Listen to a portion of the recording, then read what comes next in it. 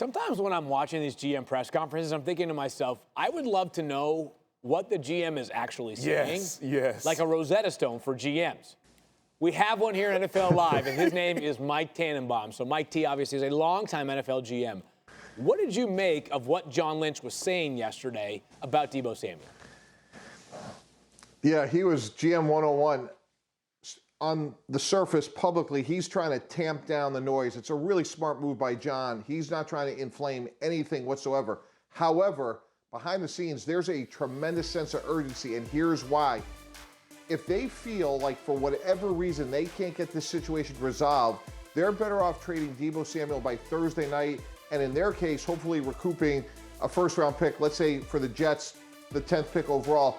Because if for whatever reason he doesn't want to be there, they don't want to have a headache going to July and August where we saw a player like Jalen Ramsey stage a hold-in, not a holdout, and now you're dealing with this heading into the season. So that's why there's a huge sense of urgency, and I think John alluded to that, where they've, of course, evaluated all the players, even though they don't have a first-round pick.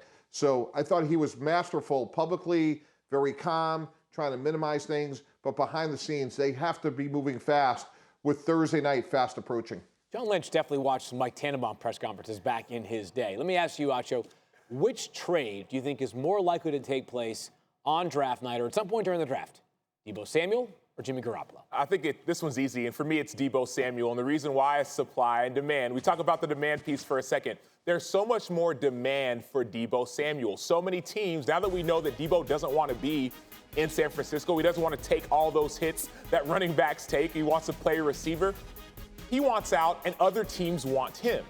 And so for me, that's easy. Many teams, we've talked about them on this show all the time, want Deebo Samuel. And so there's mutual interest, whereas with Jimmy G, there are only a few teams that still need a quarterback of Jimmy G's caliber. And so I think it's going to be Deebo. I don't know if it will be on draft night. It may be before, it may be after, but I think Deebo is the player that's traded or moved first.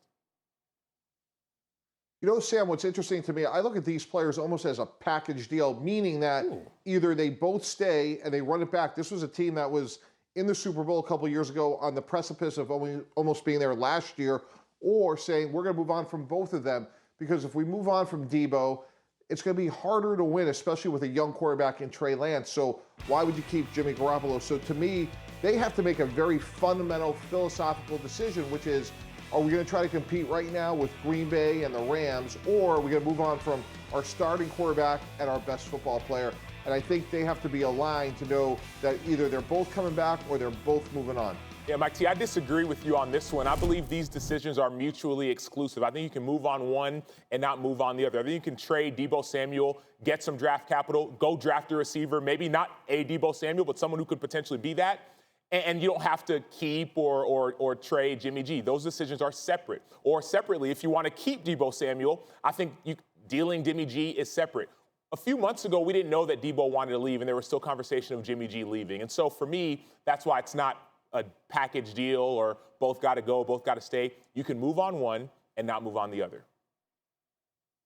Yeah, I understand that, Sam, but there's going to be growing pains with Trey Lance. It may take him a year or two. Again, remember, he only played one game the year before he came out. So I would hate to have a young developmental quarterback and now you're paying a receiver in the prime of his career. Whereas if, let's say, you could get the 10th pick in the draft and draft, let's say, Garrett Wilson, and now you're pairing Garrett Wilson and Trey Lance together, those timelines to me line up better.